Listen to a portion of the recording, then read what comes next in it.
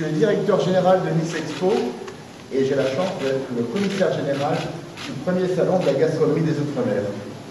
Quelques mots pour vous parler de ce salon. Nous avons agi comme des producteurs. Il nous fallait tout d'abord un lieu. Difficile de trouver un lieu. La firme Jolin, qui a ouvert récemment le Paris 25 heures à la porte de la Villette, nous a accueillis. Et donc, après ce lieu, il nous fallait des dates, le 7, 8 et 9. Il nous fallait un thème, la gastronomie des Outre-mer, pas besoin de décodeur, c'est tout ce qui se mange et qui se boit et qui a du caractère. Il nous fallait une muse, nous l'avons trouvé, Babette de Rosière, la fondatrice de ce salon. Et enfin, il nous fallait trouver une équipe. Et cette équipe, nous l'avons trouvée, c'est presque une émission, toute une histoire. Je vais passer la parole à M. Frédéric Langassin, qui est le président de Nice Expo. En tant que président de Nice Expo, je souhaite tout d'abord, Monsieur le ministre, vous remercier de nous accueillir ici, chez vous, dans votre ministère, et vous remercier également d'avoir accepté que ce premier salon de la gastronomie d'outre-mer puisse être réalisé sous votre haut patronage. Nous sommes une association indépendante et nous réalisons nos manifestations sans aucune aide extérieure. Nice Expo est une petite structure qui privilégie la qualité et le professionnalisme. J'imagine à Paris, vous avez très certainement autant d'organisateurs de qualité qui auraient pu organiser cette manifestation. En fait, nous avions invité Babette de Rosière pour le 26e salon à Gécotel, qui a eu lieu l'année dernière et qui est réservé aux professionnels de l'hôtellerie et de la restauration.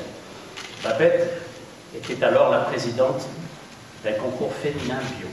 À cette occasion, nous avons pu apprécier son professionnalisme, son don de l'observation, et au terme des 3 jours de présence de Babette à Nice, elle est venue nous voir et, séduite par la prestation et la rigueur de notre directeur général, Paul Obadia, elle nous a dit « Pourquoi ne m'aidez-vous pas à créer ce premier salon qui me tient à cœur depuis si longtemps ?»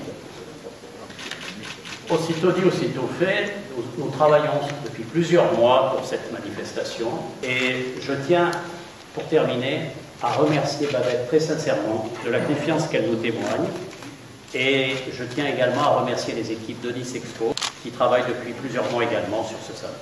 Après avoir écrit le dictionnaire amoureux de la Bretagne, peut-être qu'en visitant le salon, il nous fera le dictionnaire amoureux des Outre-mer.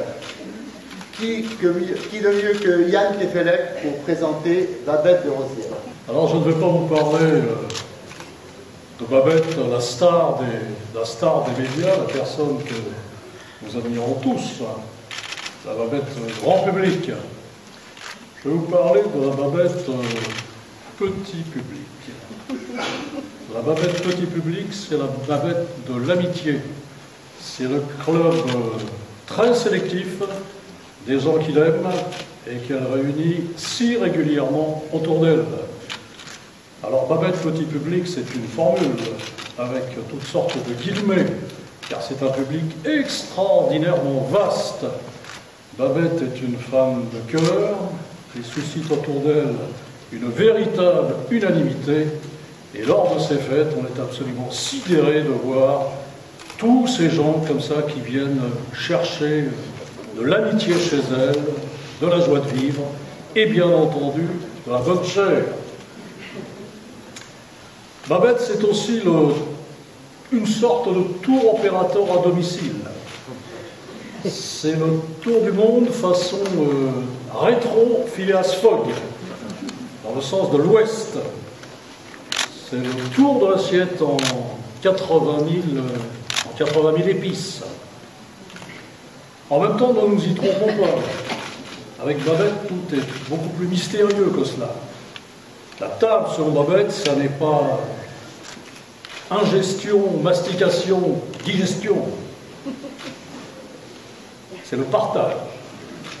C'est la convivialité. C'est la joie de se sentir vivants tous ensemble pour ces quelques instants dont on aimerait qu'ils ne s'interrompent jamais. Alors que cette fée, cette muse, cette madone, cette femme magnifique, préside aujourd'hui le premier salon de la gastronomie des Outre-mer. Vous vous en doutez bien, c'est une chance pour nous tous. Qui sommes-nous, sinon des croqueurs d'instants festifs, mais aussi des croqueurs de l'essentiel, qui savons bien que manger, c'est d'abord aimer vivre, c'est croire dans la vie, c'est aller dans le sens de la belle devise de Saint-Augustin, à laquelle Babette souscrit forcément: aime et fais ce que tu veux. Babette, c'est une femme qui est omniprésente. Elle est partout à la fois, au four, au moulin, elle s'occupe de tout, elle est là, elle surveille tout, elle se lève, je ne sais pas si elle dort, mais elle est toujours là, avec le sourire, pour satisfaire son ambition, c'est les Outre-mer. Alors, elle a été la personnalité préférée des Français, elle a eu de nombreux prix, elle est aussi restauratrice dans les Yvelines. Elle fait de tas de choses, des émissions de télévision, elle appelle à « je suis en tournage » et puis donc elle passe du coq à l'âne. Et Babette, c'est quelqu'un vraiment de formidable et je voudrais vous dire que c'est une chance de travailler avec elle. Maintenant, Babette, je vous dis, c'est à vous. C'est avec beaucoup d'émotion que je vous retrouve aujourd'hui dans ce lieu prestigieux du ministère de l'Agriculture pour le lancement du premier salon de la gastronomie des Outre-mer que j'ai eu l'idée de créer. Même dans mes rêves les plus fous, je n'avais pas pensé vous retrouver tous devant moi ce jour-là. C'est avec plaisir que je remercie Monsieur Stéphane Le Foll, mon ministre de tutelle, qui a toujours été vraiment à mes côtés depuis le début et qui a cru en moi et qui a voulu souhaiter placer ce salon sous son haut patronage. Merci, Monsieur le ministre. Madame Paul Angevin, ministre des Outre-mer, mon ministre des Outre-mer, qui a su placer les Outre-mer aussi sur le haut patronage du salon.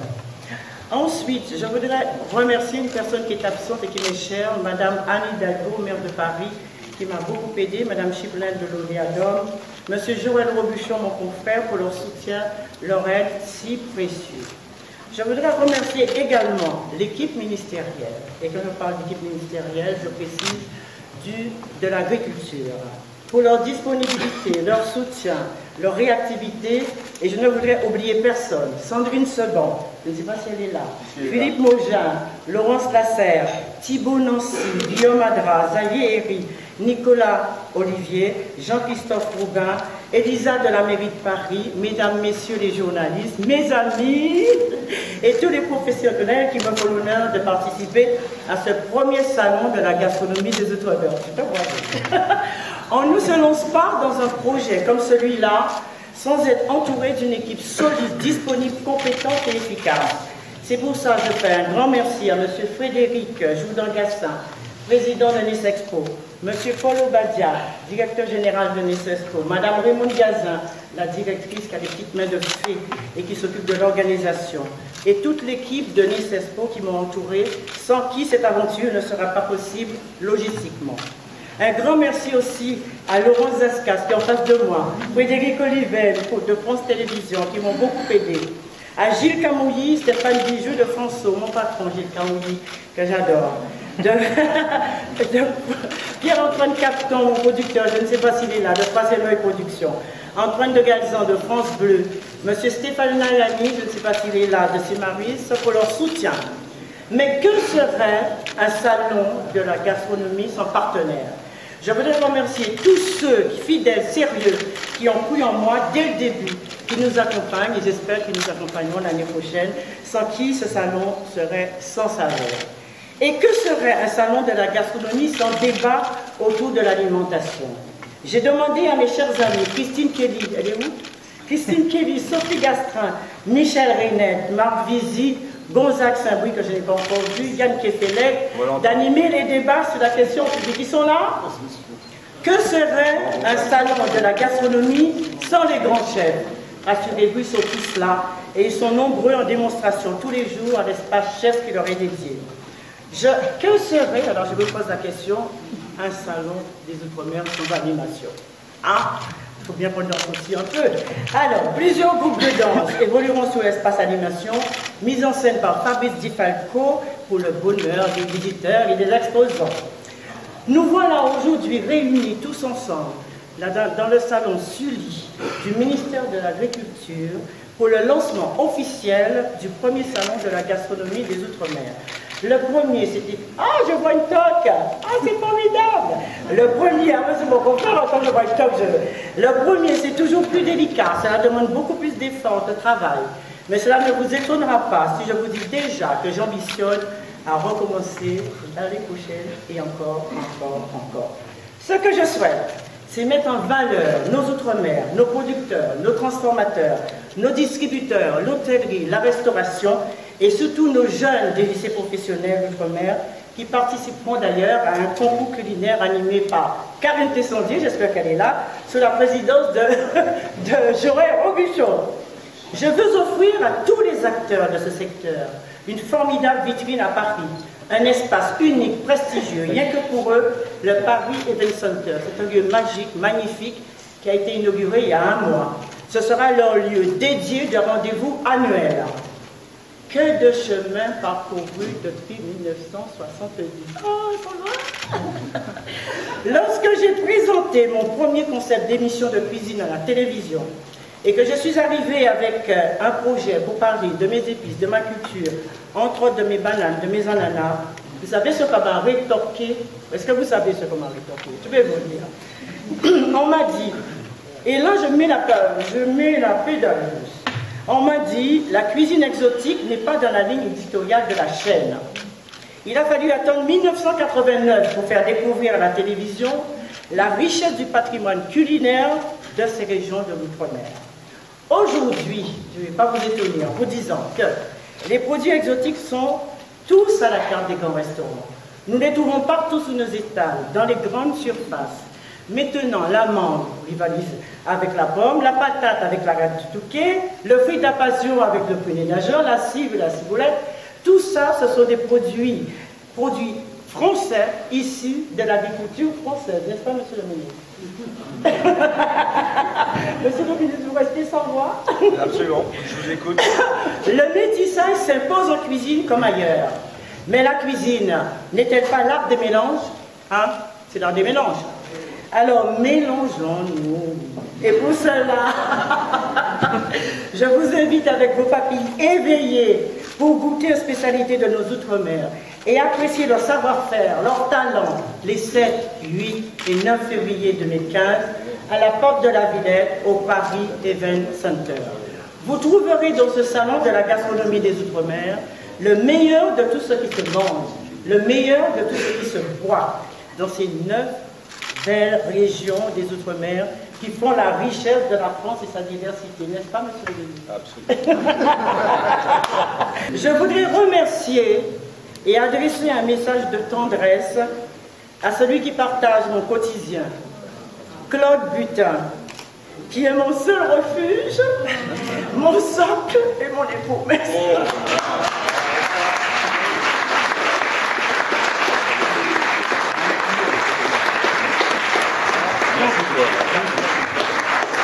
Je ne m'attendais pas à... C'est Claude Butin. Oui, le testeur a titré. Je ne m'attendais pas à un tel remarque de la part de mon épouse avec son émotion. C'est une déclaration d'amour qu'elle m'a faite. Alors, son socle, oui. Est-ce que j'ai l'air d'un socle? Oui, oui, j'ai bien sur mes jambes. Mais si je suis son socle, elle est, comment dire, ma statue, mon Athéna, mon Aphrodite. Mais Babette, vous savez tous, ce n'est pas qu'une statue froide et rigide taillée dans le marbre, c'est une pile électrique, c'est du 100 000 volts à l'état pur, je vous garantis de suivre. Hein.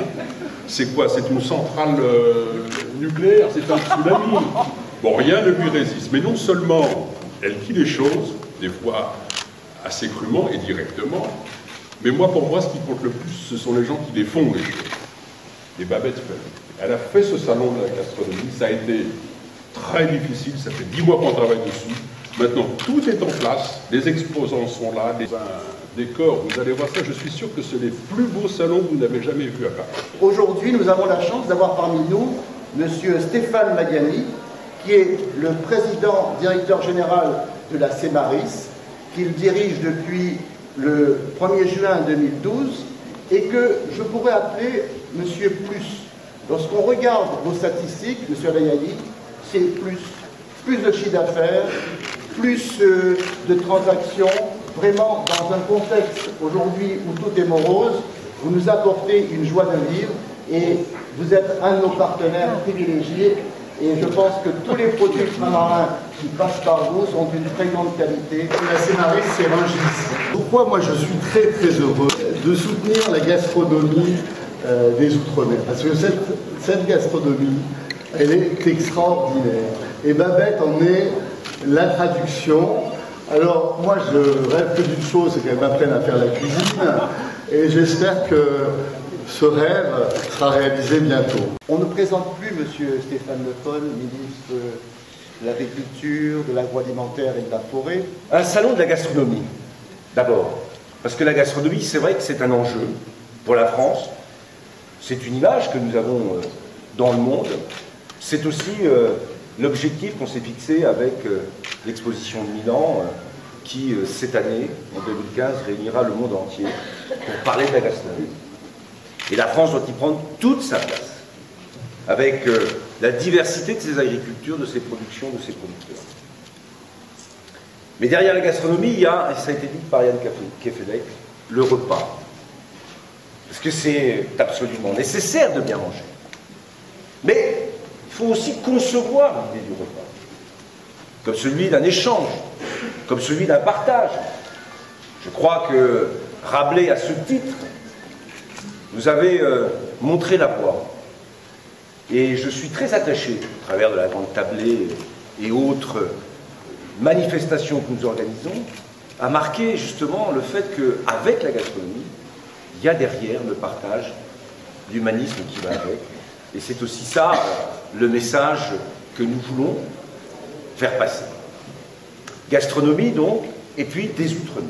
Babette de Rosière m'avait proposé il y a quelque temps, d'organiser ce salon. Et il a été dit que j'ai répondu oui. Vous voyez répondre non, ça aurait été difficile.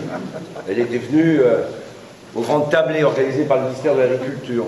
J'ai eu l'occasion de participer au salon de l'agriculture, à la préparation d'un de ces plats dont elle a les secrets, des petits plats, mais qui sont souvent quand même conséquents.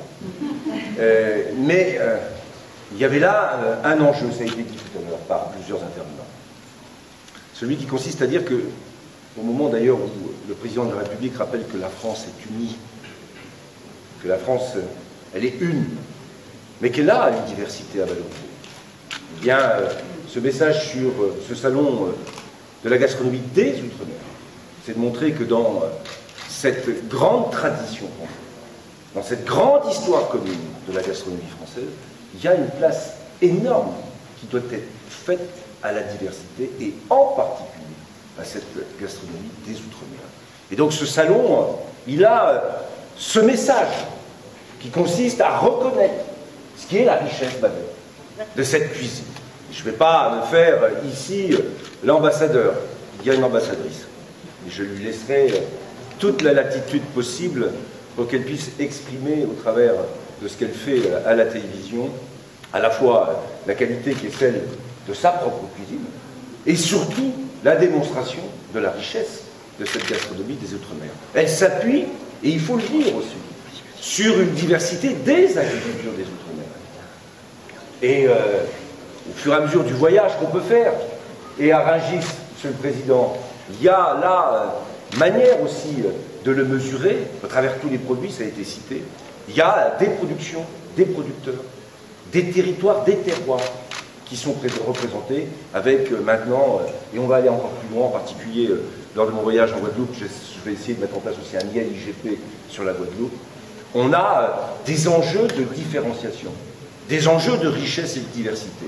Donc ce salon, il a cette vocation, à la veille de cette grande exposition universelle sur l'alimentation dans le monde, de faire passer le message que la France est grande, qu'elle a une belle et grande histoire, et longue histoire, et cette salle ici, avec un peu de mer ici pour partir, et la terre et la semeuse, est là pour montrer que notre histoire, elle est le fruit de tous ces territoires, de toutes ces richesses, et du travail des producteurs, des paysans, des éleveurs, en métropole comme dans les Outre-mer. Donc je suis sûr, certain, en plus que ça sera en musique, avec cette envie de faire la fête autour des agricultures des Outre-mer, de la gastronomie des Outre-mer, je crois, et je vous le dis, en ce début d'année 2015, que c'est le plus beau message, et surtout le plus beau des voyages à faire. Alors, mon chef, qui est le chef de l'agriculture, du ministre d'ailleurs,